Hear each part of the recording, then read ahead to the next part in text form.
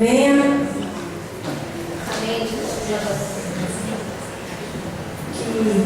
Que o Senhor possa te usar ricamente para ministrar os nossos corações esta noite. Amém? Deus abençoe.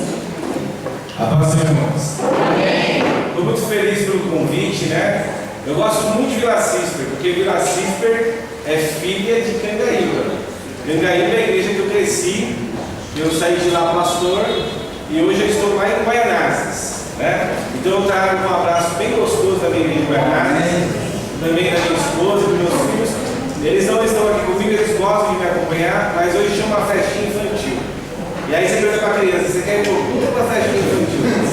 Eles querem ir para a festinha infantil. E eu deixo porque eles acompanham tudo, né? Onde eu vou, eles estão. Eu coloco roupa social e eles falam assim, pastor, pai, você vai ir de pastor hoje? Eu vou de pastor hoje, eu vou pregar, né? Irmãos, o irmão Alex me convidou, já faz um mês, um pouquinho, eu acho, né? E eu aceitei. E ele me passou um tema, mas ele não tinha me passado esse tema. Ele tinha passado o 1 Timóteo. Aí eu fiz toda a pregação de 1 Timóteo. Mas lá quando eu tinha feito a pregação, o que eu vou lá, quando me passa o texto, eu fico lendo, relendo. E aí Deus me falava assim, você vai falar em crônicas, né? Assim, bem forte mesmo. E eu fui lá para crônicas. E hoje ele me ligou e falou, pastor, eu passei o tempo errado agora. Eu falei, não, porque Deus já me deu a pregação. Se fosse em Timóteo, eu ia ficar em Timóteo, mas eu ia ficar em crônicas, né? E eu queria pedir para os irmãos, né? Eu vi que tem pessoas aqui que não me conhecem, né? Meu nome é Leonardo, eu sou pastor metodista bíblico. Eu também sou psicólogo, né? E atualmente as igrejas têm chamado muito para falar de psicologia, né? Falar de depressão, de ansiedade, síndrome do pânico, tudo mais. Mas hoje eu estou aqui para pregar algo de Deus para vocês. Eu queria que vocês abrissem suas Bíblias no livro de Crônicas, 2 Crônicas. Então, Gênesis, Êxodo, Levíticos, Números, Deuteronômio, Josué, Juízes, 1 e 2 Samuel, 1 e 2 Reis, 1 Crônicas, 2 Crônicas. Chegou lá em 2 Crônicas, no capítulo 5. E à medida que os irmãos forem encontrando, se coloquem de pé para nós fazermos a leitura. O metodista gosta de fazer a leitura da Bíblia em pé, para referência, né? Então vamos fazer a leitura, né, em pé. 2 Crônicas, capítulo 5. O capítulo 5 só tem 14 versículos. Nós vamos fazer a leitura de todos os 14. Diz assim: as dádivas de Davi colocadas no templo. Eu não sei como está o tema aí na sua Bíblia. A minha está, as dádivas de Davi colocadas no templo. Qual tem? Tem algo diferente? É igual. É igual? A arca é levada para o templo. Depois, no versículo 2, acabou o versículo 1, tem outro tema na minha. Diz assim: Salomão traz a arca para o templo, que é o versículo, o tema dela. E no 2, tem algum tema na tua? Salomão consagra a Deus o templo. Salomão consagra a Deus o templo. Mas vamos fazer a leitura a partir do verso 1. Diz assim: assim se acabou toda a obra que fez o rei Salomão para a casa do Senhor. Então trouxe Salomão as coisas de Davi, o seu pai, que havia dedicado a prata, o ouro, os utensílios, e ele os pôs entre os tesouros da casa de Deus. Congregou Salomão os anciãos de Israel e todos os cabeças das tribos, os príncipes das famílias israelitas, lá em Jerusalém, para fazerem subir a arca da aliança do Senhor, da cidade de Davi, de Sião, para o templo. Todos os homens de Israel se congregaram junto ao rei na ocasião da festa, que foi no 7º mês. Vieram todos os anciãos de Israel, e os levitas tomaram a arca e a levaram para cima, com a tenda da consagração e também os utensílios sagrados que nela havia. Os levitas, sacerdotes, é que fizeram subir. O rei Salomão e toda a congregação de Israel que se reuniram a ele estavam diante da arca, sacrificando as ovelhas e bois, que de tão numerosos não se podia podiam contar. Puseram os sacerdotes a arca da aliança do Senhor no seu lugar, no santuário mais interior do templo, no Santo dos Santos, debaixo das asas dos querubins. Pois os querubins estendiam suas asas sobre o lugar da arca, e do alto cobriam a arca e os seus varais. Os varais sobressaíam tanto que as suas pontas eram vistas do santo lugar, de fronte do Santo dos Santos, porém de fora não se viam.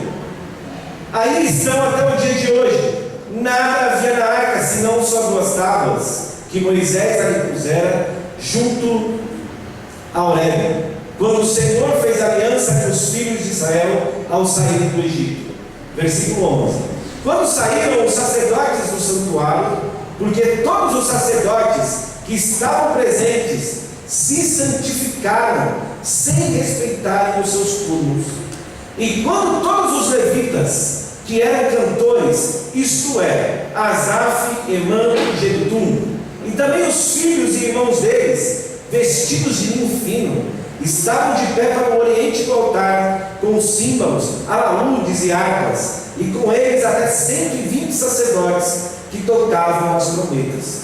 E quando, em uníssono, a um tempo, tocaram as trombetas, cantaram para fazerem ouvir, para louvar o Senhor e render-lhe graças. E quando eles levantaram a voz com as trombetas, com símbolos e outros instrumentos musicais, para louvar o Senhor, porque Ele é bom e a sua misericórdia dura para sempre.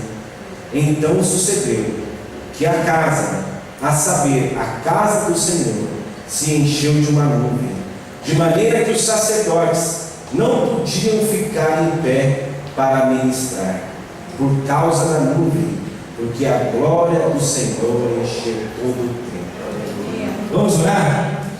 Senhor, nós te louvamos, nós te bendizemos por essa palavra que foi lida.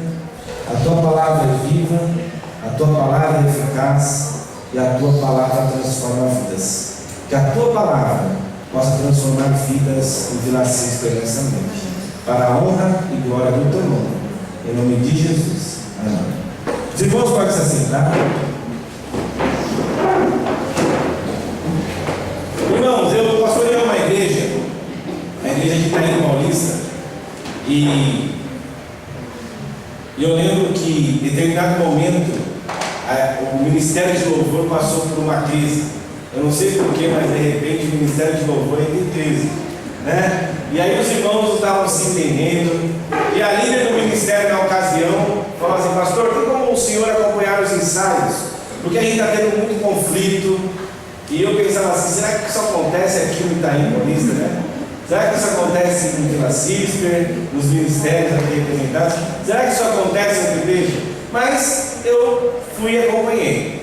Normalmente os ensaios aconteciam domingo de manhã, e eu ia para lá para o Itaim. Eu moro em Guarulhos, então eu ia para o Itaim de manhã, e depois voltava para casa e voltava depois para o Itaim à noite. Mas eu fiz isso por mais ou menos um mês, acompanhando o Ministério de Louvor.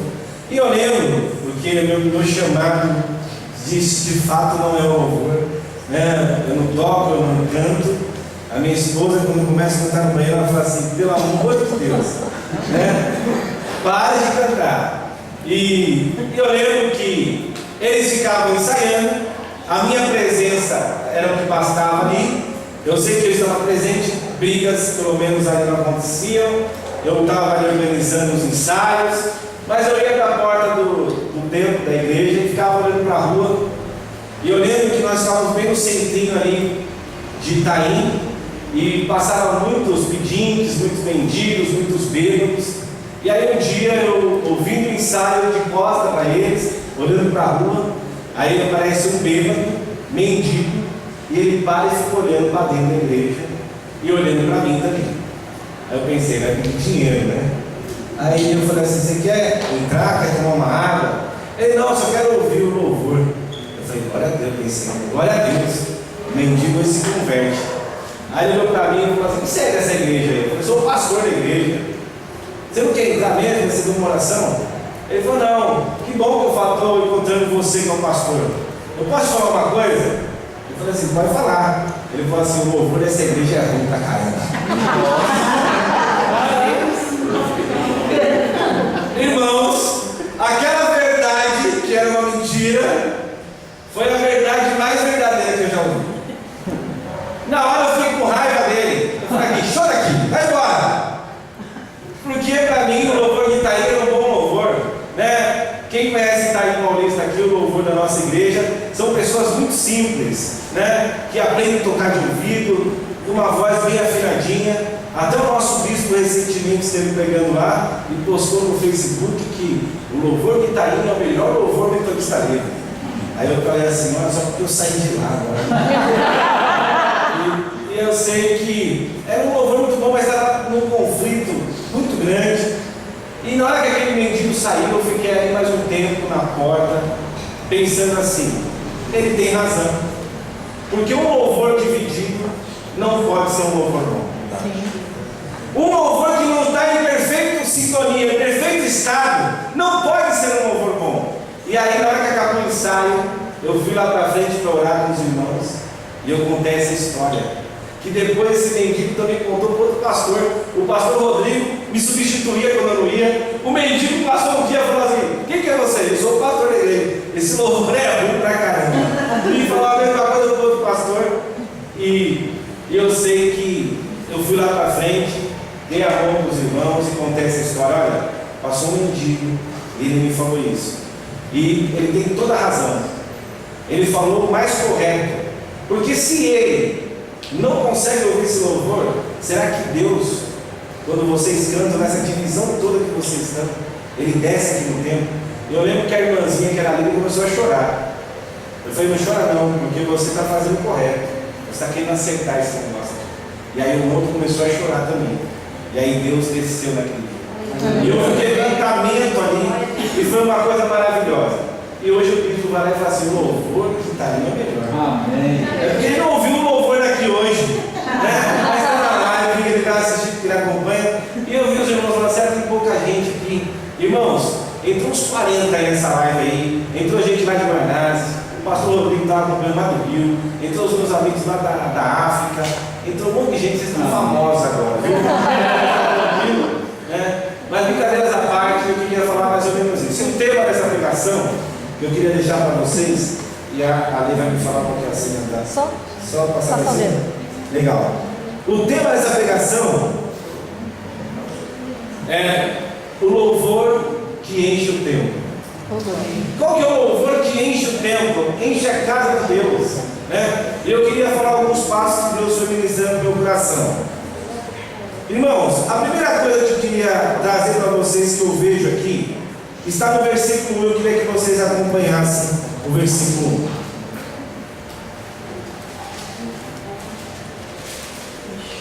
Diz assim, capítulo 5, versículo 1.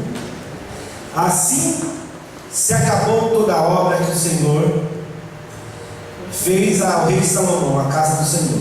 Então trouxe Salomão as coisas que Davi, seu pai, havia dedicado: a prata, o ouro, os utensílios, e ele os pôs entre os tesouros da casa de Deus. Olha que coisa interessante, aqui nós estamos vendo a narrativa da inauguração do templo de Salomão, né? Eu estou dizendo o templo de verdade, não é estilo Brasa ali na São Garcia, não. Eu estou falando do templo de Salomão, né? Eu imagino a grandiosidade. Eu tive o privilégio de estar em Israel em 2016 e eu vi só o Muro das Lamentações, que era o muro de trás do templo, que é uma extensão enorme do Muro das Lamentações, que o pessoal faz pedido hoje e fica recitando, né, a Torá. Mas é muito grande, um muro muito grande, e eu fico imaginando a grandiosidade do templo de Salomão. E no dia da inauguração, no centro ali de Jerusalém, na cidade velha, porque Davi, a cidade de Davi ficava em Sião, um pouquinho distante dali, cerca de 5 até 10 quilômetros, né, ali de Jerusalém. Mas eles iam fazer a inauguração do templo. E o que me chama a atenção é que o rei Salomão, que teve essa incumbência de fazer o templo, porque nós sabemos que Davi queria muito fazer o templo, e Salomão narra isso no capítulo 6, meu pai queria fazer o templo, Mas meu pai não fez o templo, então ficou comigo essa incumbência. E Davi não tinha como fazer um templo, porque Davi era um rei de guerra, passou por muitas guerras. Então imagina, vinha gente para guerrear, não tinha tempo para cuidar de uma obra. Agora Salomão, muito estratégico, fez aliança com os seus vizinhos, conseguiu madeira, ouro, conseguiu empregados e conseguiu fazer o templo do Senhor. E aí, no dia da inauguração, ele faz o seguinte: traga a herança, porque o rei herdava do seu pai. No caso, Davi era o rei, deixou para o seu filho que era príncipe, que herdou o palácio, herdou toda a sua herança. Os outros filhos não repartiam a herança, ficava para quem assumiu o reinado, e ele traz toda a herança. A herança que tinha valor era o ouro, a prata e os utensílios. E ele traz tudo para onde? Para a casa de Deus. Fiquem despreocupados, eu não quero falar para você trazer o que você tem de melhor na sua casa depois de estar aqui, porque a gente está precisando fazer uma reforma. Não é nada disso. O que me chama a atenção, alguém aqui já recebeu alguma herança? Quem já recebeu herança, levanta a mão. Vocês estão devagar, não tem aí, né? Eu recebi uma herança, 7 mil reais. Mas era uma herança, né? Era a casa que minha avó morava, foi vendida, e eu era um dos herdeiros, né? Porque meu pai era falecido, então eu e meus irmãos dividimos. A parte que era do meu pai deu 7 mil para cada um. E aí eu lembro que eu pensei assim: puxa, a única herança que meu pai deixou foi 7 mil reais, né? Não deu nem para comprar outra casa. Mas eu lembro que eu recebi uma outra herança, que foi uma biblioteca. Um pastor faleceu e ele deixou no seu testamento que os livros dele tinham que vir para o pastor dela. Amém. E eu falei: que coisa linda, né? E eu recebi lá uma quantidade de livros, fiquei muito emocionado, porque para mim os livros valeram mais do que os 7 mil que meu pai deixou lá de herança, né? E eu fiquei muito feliz. E aqueles livros estão no grupo dos meus livros de intocáveis. Esses eu não empresto, esses eu não vou vender, porque são meus. A pessoa que me deu, quando ela fez o seu testamento, ela pensou assim: esses livros são do pastor dela. Estava numa caixinha com o meu nome. Ele, antes de morrer, ele olhou para alguém e falou assim: olha, tudo que tem lá, vai ter um livrinho lá. Ele pensou em mim antes. Ele falou assim: eu quero que o pastor Léo cuide desses livros. Irmãos, foi uma emoção isso. Você não ficaria emocionado se você ganhasse uma herança assim? Foi a mesma coisa com Salomão. Ele recebe a herança e falou assim: essa herança não será minha, essa herança será de Deus. Era o melhor que ele tinha. E talvez, depois ali da minha família, o melhor que eu tenho na minha casa, no meu carro, são aqueles livros ali, talvez. E eu posso doar para a igreja, para a casa de Deus, porque eu sei que aqueles livros vão trazer vida para muitas outras pessoas. Hoje talvez é o melhor que eu tenho, que eu acho que vai me trazer riqueza, conhecimento, são aqueles livros.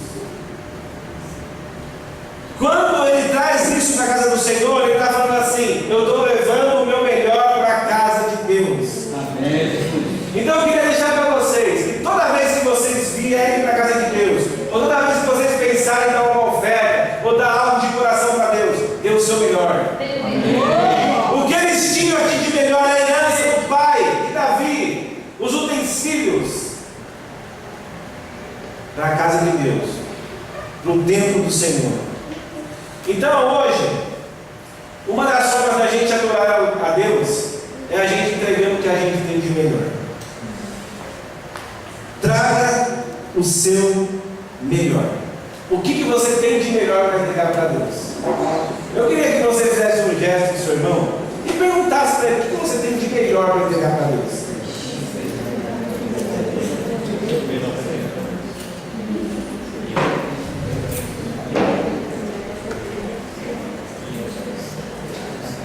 Agora, dos versículos 2 até o versículo 5, eu não vou ler. Diz que os sacerdotes saíram de Sião, de toda a parte de Israel, e foram para onde? Para Jerusalém. Antes da inauguração, eles foram se preparar. Eles não chegaram depois que a inauguração começou, não. Eles chegaram antes para se preparar. Eles chegaram para conhecer o lugar. Eles chegaram para ver onde eles ficariam em pé. seus instrumentos. Eles se prepararam e chegaram antes, porque o rei mandou: cheguem antes, vão para Jerusalém. Não é de qualquer forma aqui não, aqui não é bagunça. Aqui tem que ter ordem, decência, respeito. Até parece brasileiro, né? Ordem e progresso. Mais ou menos, né? Irmãos, eu queria falar um pouquinho desse negócio de se preparar para Deus. Nós temos um culto oficial na semana, eu creio que todas as igrejas, que é o culto de louvor e adoração, o culto de domingo. A minha igreja, quando das 6 horas da tarde, 6 em ponto, é uma ordem lá, tem que começar o culto. Se tiver uma pessoa, ou se tiver 100 e poucas pessoas, né? Eu quero que o louvor chegue 5 horas, 1 hora antes. Eu quero que os reclamos cheguem 1 hora antes. Eu, todo domingo, estou 1 hora antes na igreja. Todos os domingos, eu estou 1 hora antes. Para quê? Para ver se está limpo o chão, para ver se tem água, para os irmãos. Eu não gosto de quando vai começar o culto, está lá afinando a guitarra. Isso é falta de organização na minha cabeça. Talvez a sua não seja. Então tem que chegar antes, ver se está afinado, se está tudo, se o datachu está funcionando, se está tudo em ordem. Se preparar. Isso é preparação. Então nós temos uma cláusula lá na igreja, que eu coloquei: tem que chegar 1 hora antes. Quem trabalha nesse culto? Esse culto tem que ser como um espetáculo. Tem que ser como um espetáculo não para mim, mas um espetáculo para o Senhor. Amém. O melhor que nós pudermos fazer para o Senhor tem que ser o melhor, né? Então nós temos que se preparar. Melhor preparação para Deus. Eu não sei como que você vai prestar o culto ao Senhor. Se você é da parte da organização, se você chega no horário, se você chega depois, né? Uma das coisas que eu não gosto é chegar depois que o negócio está rolando. Eu gosto de chegar antes. Eu gosto de olhar no olho das pessoas, cumprimentar as pessoas, está tudo certo, perguntar para o irmão do louvor: está tudo bem, quem que vai ministrar hoje? A liturgia está pronta, porque é o melhor que nós temos que oferecer para Deus. Nós temos 7 dias, nós temos o principal culto da semana, que é domingo. Tem que ser impecável, tem que ser o melhor. Como que você tem se preparado para Deus? Esses homens chegaram antes. Quem que eles eram? Sacerdotes. Sacerdotes tinham tanta importância no reino de Israel. Vamos pegar Samuel. A importância que Samuel tinha no reino de Israel, talvez até maior do que Saul, maior do que Davi. E os sacerdotes ouvem a voz do rei e falam assim: vamos para lá, vamos se preparar para a coisa. Como você tem se preparado para prestar um culto ao Senhor? Aí eu queria que você cutucasse o seu irmão e falasse: ixi, cutuca o seu irmão.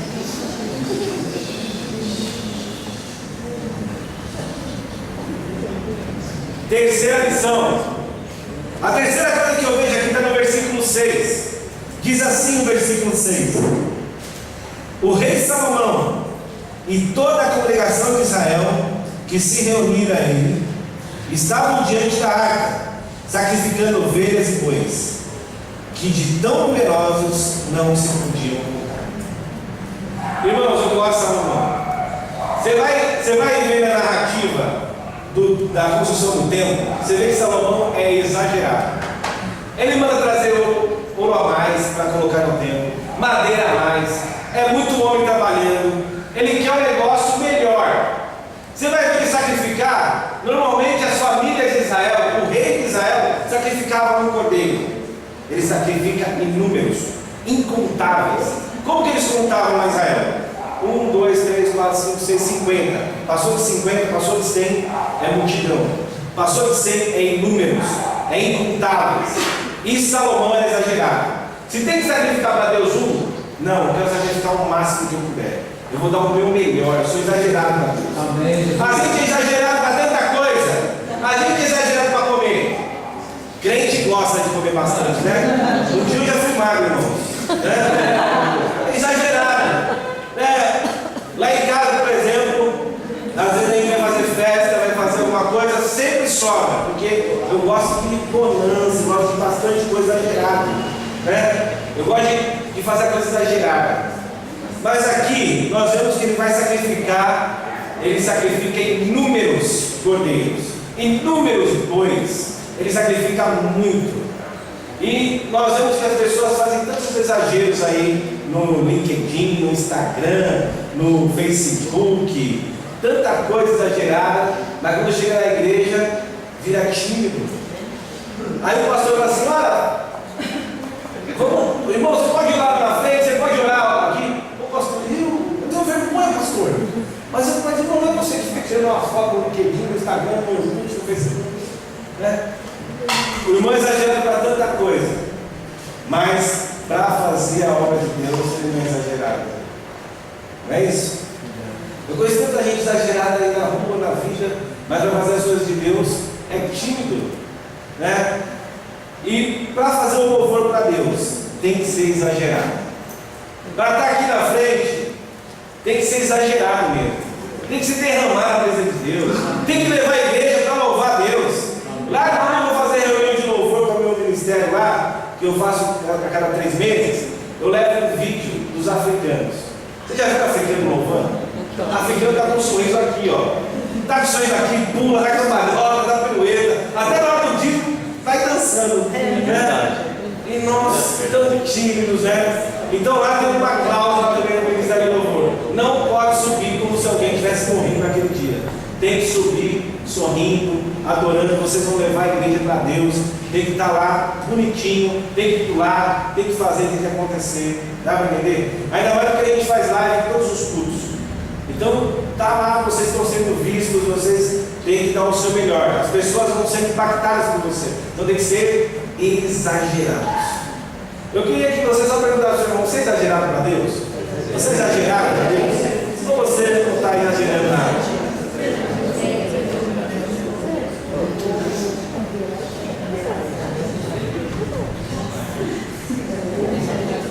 Eu queria que vocês acompanhassem comigo o versículo 7. Aliás, não precisam acompanhar. Porque, vamos acompanhar 11 e 12. Versículos 11 e 12. São 2 versículos apenas. Capítulo 5, 11 e 12. Diz assim: quando saíram os sacerdotes do santuário, porque todos os sacerdotes que estavam presentes se santificaram, sem respeitarem os seus turnos.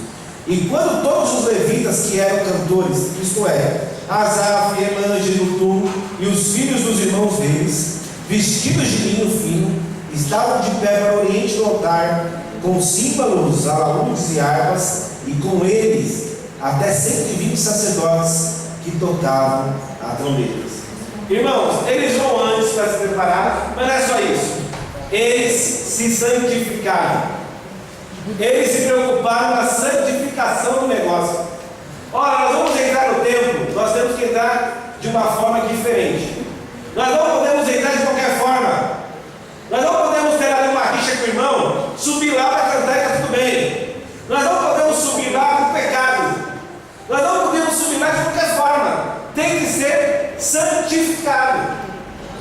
E aí eu peguei 2 citações aqui, uma do Hernstein, que eu gosto muito, do teólogo brasileiro, que diz assim: podemos definir operacionalmente a santificação como ato sobrenatural de Deus, que se inicia com a regeneração, quando você entende que a palavra do Senhor bateu no seu coração e você busca a mudança para isso. Então ela começa quando Jesus entra no seu coração e você vai sendo transformado. Porque toda vez, já viu aqueles crentes que eram do mundão, eles vieram do mundão e era aquele camarada que roubava, que matava, que mentia, aí se converte. O que acontece com ele? Ele para. Ele para de roubar, de matar. Nunca acontece isso, né? São testemunhos de vida. Então ali já começa a santificação. E aí ele fala assim: consistindo no progressivo abandono do pecado. Ele vai abandonando o pecado. Se ele falava palavrão, ele vai parar de falar. Se ele mentia, vai parar de mentir. Se ele roubava, vai parar de roubar. E ele vai caminhando em direção a Deus. E ele tem como padrão de vida a imagem e semelhança do Senhor. A imagem de Deus. Depois tem um outro que eu gosto muito, que ele fala assim: a palavra santificação pode ser usada em 2 sentidos. Santificação definitiva, que se refere-se à quebra instantânea e decisiva do domínio do pecado no crente. No crente recém-convertido, quando ele chega à fé em Cristo, Deus o consagra e já separa do mundo e ele é transformado. A gente vê isso com Paulo, né? Paulo se converte, não volta mais para trás, vai para frente, acabou aquele homem que perseguia. Aí nós vemos, por exemplo, os discípulos de Jesus, que é outro tipo de santificação, a santificação progressiva, que se refere ao crescimento gradual do crente em conhecimento e santidade, de forma que, tendo recebido justificação, ele pode agora desenvolver a justiça pessoal em seu pensamento e comportamento. Então nós temos a definitiva, que é aquela que você se converte a Deus e você já muda a sua vida. E tem crente que é difícil de entender isso, que vai mudando aos poucos. E você fala assim: puxa, irmão, você está só pecando, você está errando. Mas aí a gente vai conversando, vai aconselhando, e ele vai caminhando aos poucos e vai mudando de vida, né? Nós temos esses dois tipos de santificação. Mas uma das definições de santificação é separado do mundo, separado para Deus. Então, como que você tem se dedicado quando você vai louvar ao Senhor, quando você vai para o templo, para a casa de Deus? Você vai de qualquer forma ou você está mudando a sua vida? Você está mudando a sua conduta? Você está mudando a sua forma de ser? Como que é isso? Você tem se separado realmente do Senhor?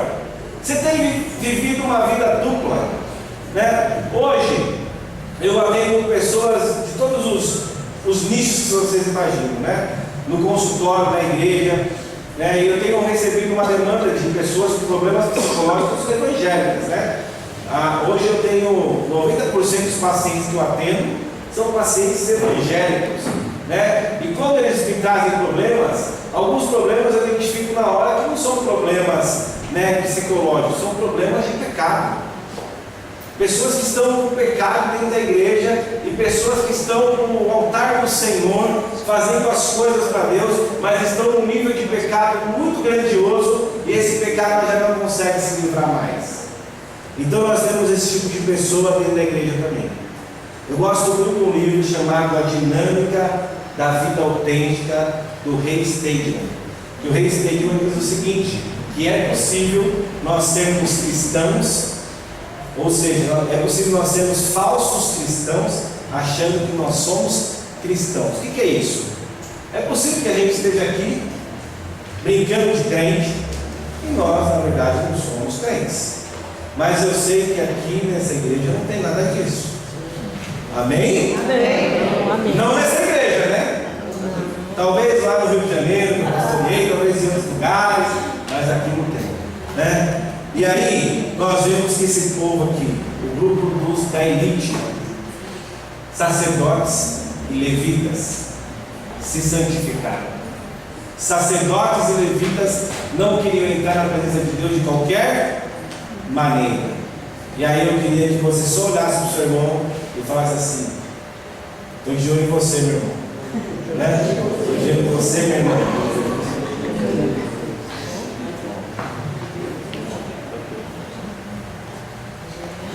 A quinta lição e a penúltima, para nós encerrarmos, a quinta lição está no versículo 13. Eu queria que os irmãos acompanhassem.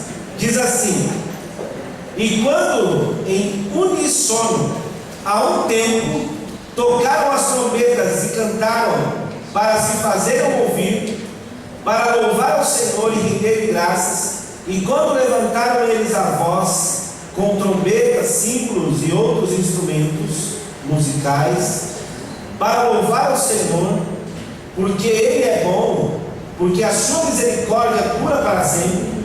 Então sucedeu que a casa, a saber, a casa do Senhor, se encheu de uma nuvem. Olha só que interessante, né?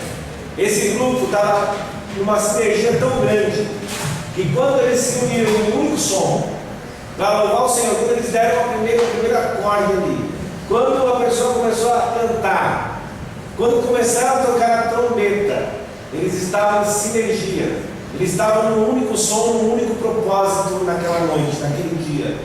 Eles estavam querendo louvar única e exclusivamente a Deus. Amém. Aleluia. Eles estavam em sintonia. Eu chamo isso de sinergia quando você está muito ligado ao seu irmão. Não tem esse negócio de eu gosto de tocar com o Kleber, ou eu gosto de tocar com o Alex. Não tem esse negócio? que os irmãos têm as afinidades. Né? O irmão tem uma sinergia com o outro irmão. Olha, quando eu toco com o Alex, parece que o céu desce. Quando eu toco com o... Não é mais ou menos assim? Não tem isso no ministério do louvor. Olha, eu tenho uma sinergia com o irmão. Eu tenho unidade com o irmão, né? E aí eu faço uma conexão com o Salmo 133. Ó, quão bom e quão suave que os irmãos vivem em união. É como um óleo precioso que desce sobre a cabeça, que desce sobre a barba, que escorre na frente de Arão. Porque na verdade o óleo da unção, ele era imprescindível para fazer o ato da consagração. Tinha que ter o óleo. Se não tivesse óleo, não tinha a unção do sacerdote no sacrifício. Então, o óleo da unção é uma coisa que não podia faltar. E quando nós vamos louvar o Senhor, nós não podemos estar fora de sintonia. Quando nós vamos louvar o Senhor em uma só voz, quando nós vamos começar um louvor a Deus, quando nós vamos levar a igreja para o altar do Senhor, não pode ter contenda, não pode haver brigas, não pode haver dissensões, tem que haver um único som no Senhor, tem que haver sinergia, tem que haver união.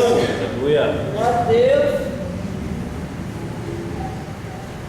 Olha só que coisa interessante, tinha os acordes, ali ele fala assim, ó, quando os acordes, quando em uma só voz, quando eles louvaram dando graças ao Senhor, porque a misericórdia dele, ele é bom e a sua misericórdia dura para sempre. E quando eles começam a tocar as trombetas, tudo junto, nós vemos a sinergia desse grupo. Então, nós estamos vendo aqui um caminhar que foi construído pelo rei Salomão. Ele constrói o templo e fala para o pessoal assim: ó, eu quero o seguinte, eu quero colocar o melhor aqui para Deus. Nesse lugar que nós vamos adorar a Deus, vai ter o melhor, os melhores utensílios, o melhor ouro, a melhor prata, vai ter o melhor aqui. Olha, nós vamos chegar antes, nós vamos conhecer o lugar. Eu quero que vocês se preparem para isso. Eu não quero que vocês cheguem de qualquer forma ali. Eu quero que vocês cheguem de uma forma preparada. Olha, não é de qualquer forma, não é trazer um miminho para Deus, um regalinho para Deus. Eu quero que vocês exagerem no sacrifício, seja o melhor sacrifício para Deus. Olha, tem que se santificar também, e tem que ter sinergia. E por último, no versículo 14 diz assim: de maneira que os sacerdotes não podiam estar ali em pé para ministrar, por causa da nuvem do Senhor, porque o calor, a glória do Senhor encheu a casa dele. A glória do Senhor encheu o templo. Irmãos, vocês conseguem imaginar esse negócio? Não tem aquele momento do louvor que você levanta a mão, parece que o céu está descendo. Você não quer parar de cantar aquela música, aí começa a chorar, você começa a falar uma língua estranha, e você começa a falar assim: Senhor, eu quero que o Senhor volte agora, porque agora eu vou mesmo para o céu, com certeza. Né? Não tem aquele momento do louvor, né, que você toca o céu inteiramente. E na verdade os ministros têm que fazer isso, têm que levar o povo a adorar a Deus. Mas os ministros, eram os sacerdotes que estavam tocando as trombetas, não conseguiam ficar em pé. Eu imagino a comoção naquele lugar, eu imagino o choro, eu imagino como eles tremiam naquele lugar, eu imagino o som que saía daquelas trombetas, eu imagino a glória, a nuvem do Senhor enchendo o templo, a presença do Senhor se estabeleceu ali, de forma que eles não podiam ficar de pé. Porque quando você vem com essa preparação toda, quando você se prepara para buscar a Deus, Deus não se omite de você, Deus não se esconde de você. Deus, ele se apresenta da forma mais linda, com a sua presença suave, com a sua presença grandiosa que enche todo o tempo. E eu fico imaginando essa presença de Deus como Isaías capítulo 6, né? Isaías capítulo 6 diz assim: no ano da morte do rei Uzias, eu vi Deus assentado no alto sublime trono, e as orlas das suas vestes, as pontinhas da sua veste enchiam todo o templo. E ao som da sua voz tremia os umbrais da casa. Aleluia! Isso é glória a Deus. Aí a gente fala assim: por que Deus não cura mais nos dias de hoje? Por que Deus não faz mais milagre nos dias de hoje? Aí eu pergunto para você: por que a gente não se prepara desse jeito para os dias de hoje? desse jeito para os dias de hoje? Por que a gente não fala para Deus, Senhor, aqui está o meu melhor?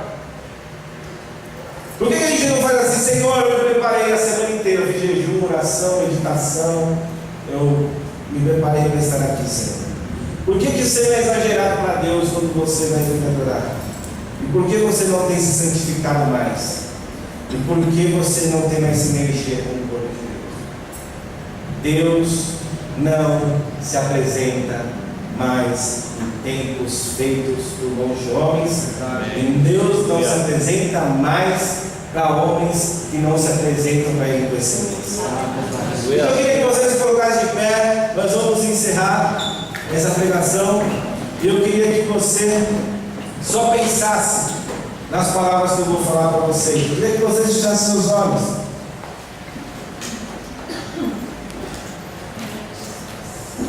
Queria que algum irmãozinho tocasse alguma coisa no teclado. Eu queria que você, de olhos fechados, começasse a pensar aí no seu coração. O que você tem que melhorar nesses 6 itens que nós apresentamos aqui? O que você tem trazido para o altar de Deus, para a casa de Deus? Como que você tem vindo? Qual que é o teu melhor? Eu queria que você pensasse como tem sido a sua preparação para adorar a Deus. Eu queria que você pensasse se você tem se santificado para o Senhor, se você tem buscado o Senhor com essa excelência. Eu queria que você pensasse se você tem sido tímido ou exagerado para adorá-lo. Eu queria que você pensasse se você tem sinergia, unidade com o corpo de Cristo que você está frequentando hoje. Se você está naquela cláusula, estou obrigado para o irmão. Se você está naquela cláusula, preciso pedir perdão para o meu irmão. Eu queria que você começasse a rever os seus conceitos de louvor e adoração. E se o teu louvor não tem trazido Deus para dentro da igreja, não tem trazido a glória de Deus para esse lugar, eu queria que você pedisse misericórdia a Deus. Senhor, nessa noite, Pai, eu quero colocar a vida de cada irmão meu que está aqui, cada adorador, cada levita, cada pessoa que entrou nesse lugar, no teu altar. Senhor, que nós possamos sair daqui, Senhor, revendo os nossos conceitos de adoração e de louvor. O que nós temos apresentado no teu altar, Pai? Deus, nós queremos colocar nas tuas mãos cada levita, cada pessoa que sobe aqui em cima para ministrar louvor, seja aquele que mexe no data show, aquele que arruma os cabos, ou aquele que canta, que toca, ou aquele irmão que só vem para ouvir o culto, para ouvir a tua palavra, que ele também possa entender que ele é adorador ao Senhor, ele é adorador do teu reino, Senhor. Pai, que nós possamos mudar a nossa postura, que nós possamos viver o Evangelho de verdade. Muito obrigado, Senhor, por cada vida. Muito obrigado por cada irmão. Muito obrigado por esse ministério de louvor que se dedicou a fazer esse congresso. Que o Senhor possa honrar cada vida. E que cada ano, Senhor, eles possam aprender, crescer e vivenciar tudo isso que foi pregado aqui. Para a honra e glória do teu nome. Em nome de Jesus. Amém, meus irmãos.